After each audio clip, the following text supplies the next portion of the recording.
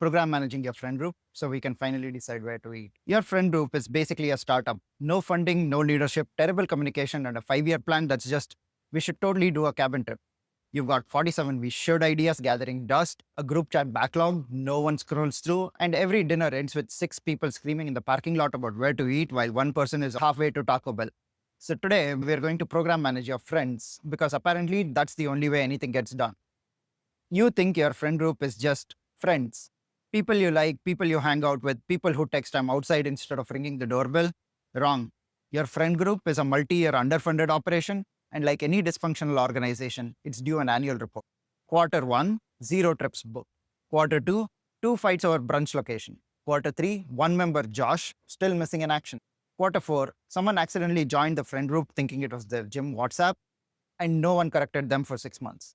It runs entirely on chaos energy, poorly timed memes, and 3 overlapping group chats where no one remembers which one they're actually using to make plans. That cabin trip, in the works since 2019. The places we should try list, longer than the extended edition of Lord of the Rings. And somehow, every dinner ends the same. 6 people standing in a parking lot yelling about where to eat, while one person is already in his car queuing up the DJ set. Today, I'm going to show you how to herd your friends into actually doing stuff. Not because you should, but because it's the only way we are ever going to book that trip before the glaciers melt. Section 1.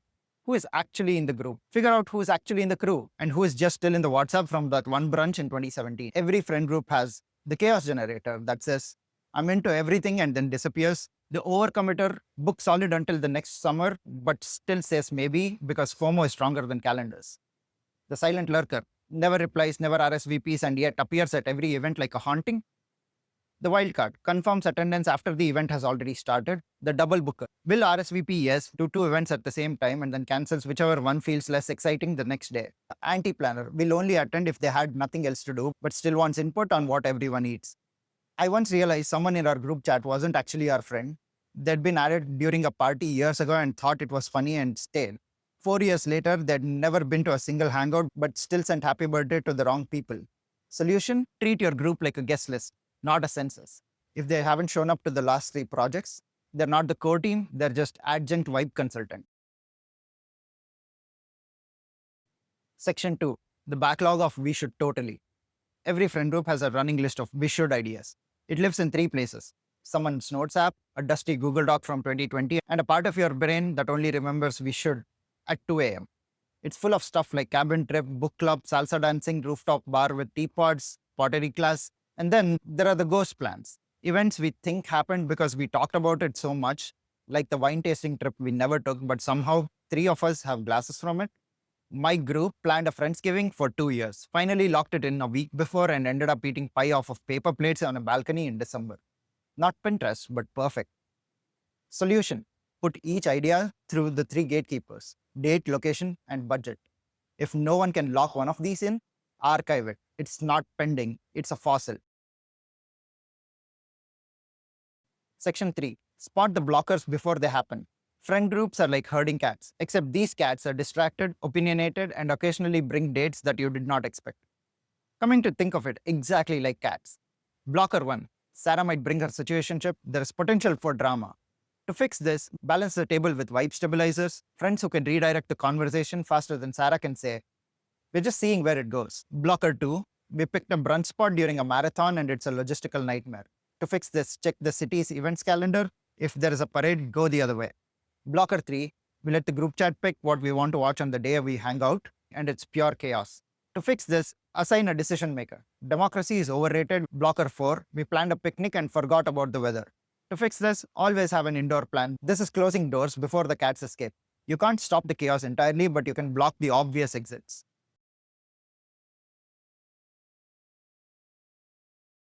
Section 4.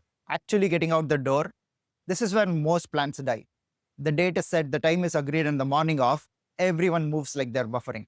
One person oversleeps, one forgot it was today, one says they're running 10 minutes late from inside the shower, someone decides they might want to drive even though parking is a war crime. A friend once told me I'm 2 minutes away while posting an Instagram story from their couch. Solution? Assign silly roles. Snack commissioner, vibe safety officer, someone sends the leaving intent text, someone confirms the bookings, someone is in charge of morale when things run late. Sometimes you have to pick the cat and put it in the carrier yourself. The friendship version, calling the Uber and adding them to it. Section 5, the post-hang debrief. Every hangout needs a recap. The digital after party. It's where photos drop, inside jokes get immortalized, and someone says we should do this every week.